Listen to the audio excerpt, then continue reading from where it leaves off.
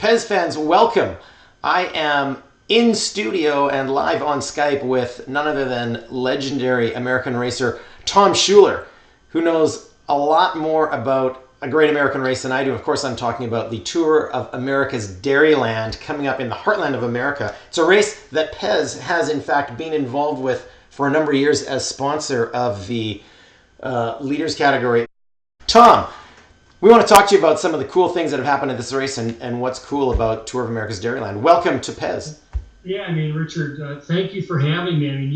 Pez supports and sponsors the coveted blue cow print Masters 4 or 5 jerseys. So there it is. So come out and race for the Pez Leaders jersey, which we award every day, the cow print jersey. But yeah, there's so much with the Tour of America's Dairyland going on. So I look forward to telling you about it. Excellent. All right. Well, let's get started with some questions.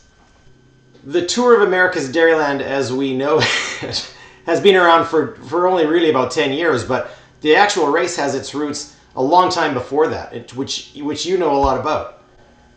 Yeah, so there was a bit of a bike boom in the 70s, and that's when the Super Week started in Milwaukee, and it ended up being 18 days of continuous racing in Omnium style, and it was run by Otto Wentz. And so it started in the very early 70s.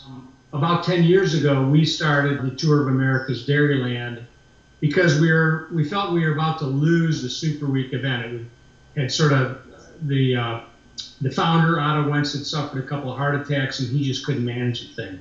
So we started what is really the continuation of that race. So some of our events, some of our 11 days of events are part of that original Super Week series. I mean, we've been covering and sponsoring Tour of America's Dairyland for a long time, but I'm pretty sure I've got some readers out there who may not be that familiar with it. So can you tell me a little bit about what is the format of this race? And 10, 11 days as the length of a stage race is a pretty long time for anything in North America.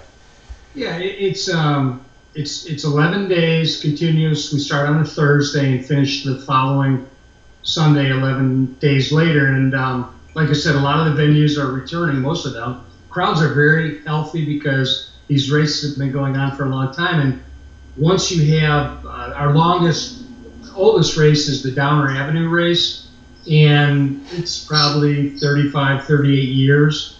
And everyone, each of the 10 days, each of the 11 days want their day to have crowds as big as Downer Avenue. So they all work towards that. So we have a little internal competition, which is really good. Tell us about a couple of what you think are some of the coolest stages or the best stages from a racer's perspective. Yeah, so the stages sort of take on the flavor of the communities we're in. So if we're in more of a suburban family-orientated community, we tend to have a really strong kids race. We have a kids race in Wauwatosa, our final day, with 500 kids, and it's complete mayhem. On our Friday night race 2 days prior, we're in sort of the young cyclist zone of Milwaukee. So we have a messenger race and a Fatarium, criterium on fat bikes and all kinds of healthy things. Yeah. No kids race at that venue. And then we have some downtown venues that take on maybe a little more entertainment or sophisticated vibe. And then we have some outlying races and really cool outlying communities that aren't even suburbs, like East Troy, Wisconsin, in an old town square from the 1850s, and we go around that town square. So I think that's one of the things that's neat about the venues is there's a lot of variety. We have mostly criteriums. Occasionally we'll have some road races. This year we don't have any road races. We have some hilly courses, punchy little criterium courses, but overall it's fairly flat around here. What kind of racer is attracted to the Tour of America's Dairyland, and how far afoot will people come from to take part in the event? We typically get 42 states and 15 countries represented every year. We get teams from all around the world that, sometimes we've got Olympic teams that come and it fits in perfectly with their preparation for the World Championships, especially a track team, since we're primarily criteriums.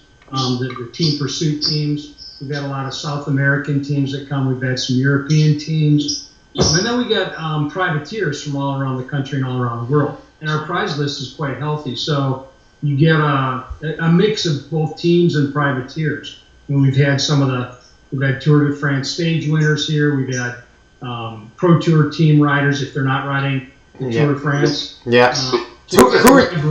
Typically, we almost can't predict who's going to show up. We don't. We have a known entity, and it's been that way for 40 years with Super Week, that people know they can come race in Wisconsin in the summertime for a good series of races. Now, do racers have to sign up for the entire 10, 11 stages, or can you just come in for a race at one? Our average races 6 days. So we get people that race for 1 or 2 days, and we get a lot of people that ride for the whole series. A lot of people take their vacations and come and race here. What's up for grabs at Tour of America's Dairyland in terms of prizing?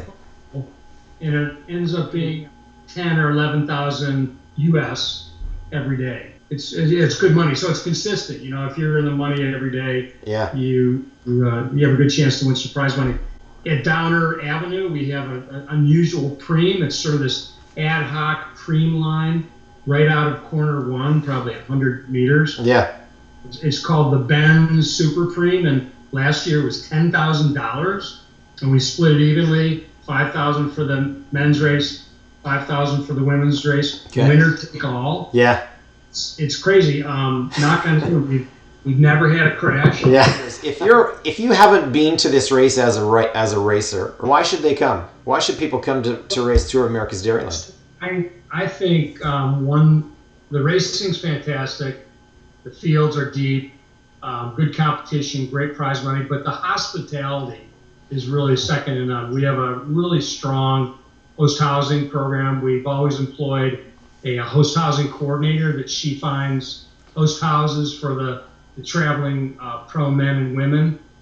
And besides that, the host housing, it's just people have known about and supported this race for years. And it's a thing. You can ask anyone in Milwaukee, do you know the bike races? And they know the bike races and they support them. So the riders love to come back here year and year again. The European riders love to come back here.